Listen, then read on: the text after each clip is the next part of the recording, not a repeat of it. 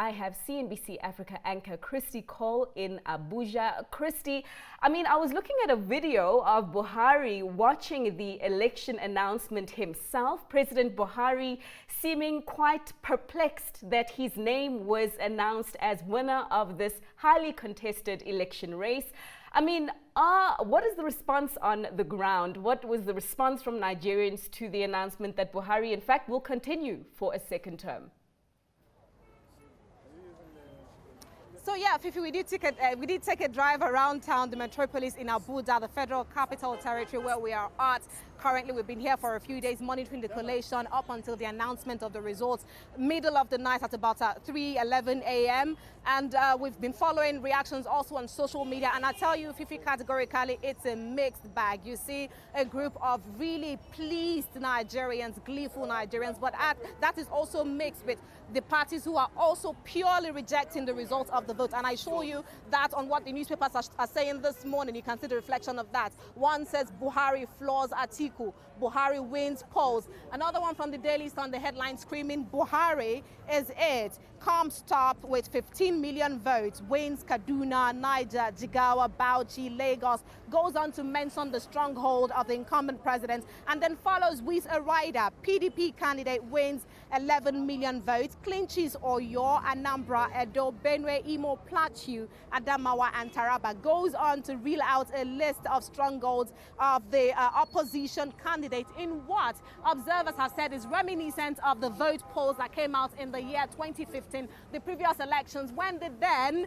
opposition Muhammadu Buhari beat the incumbent by the same 15 million votes, and the incumbent then President Goodluck Jonathan, former, lost to Buhari, having polled just 12.8 million votes. But what is different between that dispensation and now is that then the incumbents did very quickly accept defeat and congratulated the new winner in what he said was the interest of democracy, which garnered a lot of world accolade for him. What's different now is now we have a glaringly, clearly dissenting opposition in the People's Democratic Party who have gone ahead to very loudly reject the results of the polls. And just about an hour ago, the flag bearer of the opposition, Atiku Abubakar, did release a press release calling the elections a sham and citing the issues that did go on during the election collation, the votes collation process, which were raised during the night when the votes were being collated, such as the disparity between the figures from the accredited voters,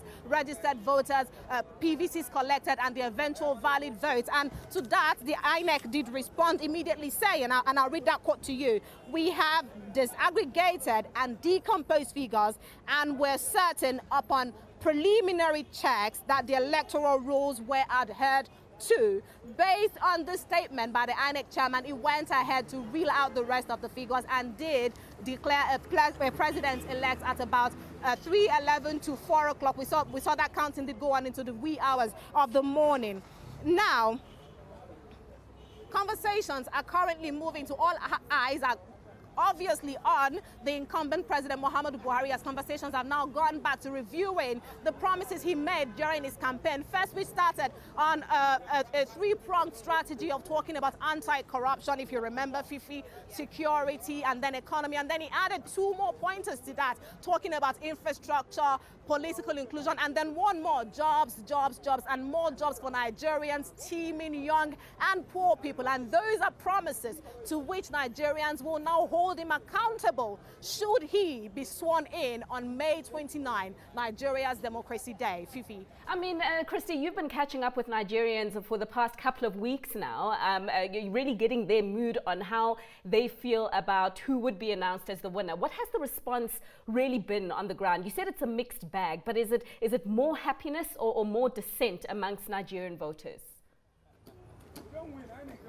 Okay, I'll paint you a picture of how much of a mixed bag this is. Now, people who were present and did experience Nigeria's 2015 elections will tell you, as at the time that collations were about to be over, if you did hear about the Orubebe drama within the collation centers at that time in 2015, people began to run into their rooms for hiding. People began to stay away from their offices. The roads were quiet. As at the time collations were going on, even before the eventual announcement was made, the roads were quiet in every part of the country because of the violence that did that did happen at about that time, also pre-election violence.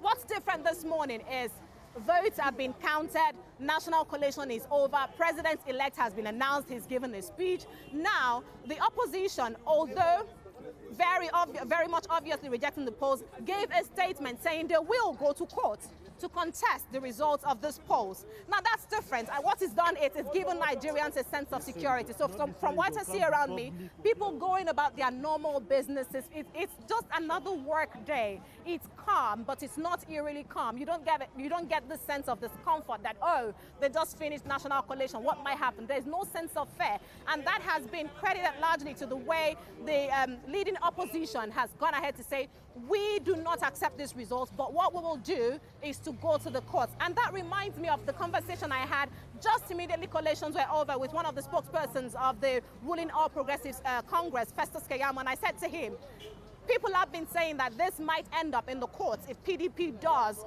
protest, does reject this. And we know what the current situation is with the Nigerian judiciary, with the CJN suspension.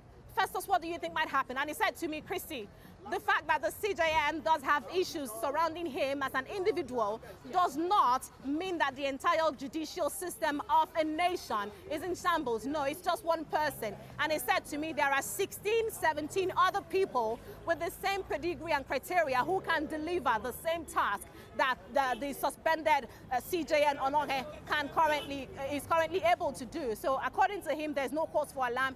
If the opposition rejects the results and wants to go to the court, they are free to go to the court, as the PDP, as the APC also has an arsenal of lawyers that will face them in court. So I guess that's largely responsible for the sense of calm and the peace that is all over the country at the moment. I mean, Christy, just when you thought that your work was done, you will have to certainly follow the developments of the opposition in court. Let's catch up later and perhaps you can tell us what happens there. Of course, that was CNBC Africa's Christy Cole giving us the latest reaction from Nigeria.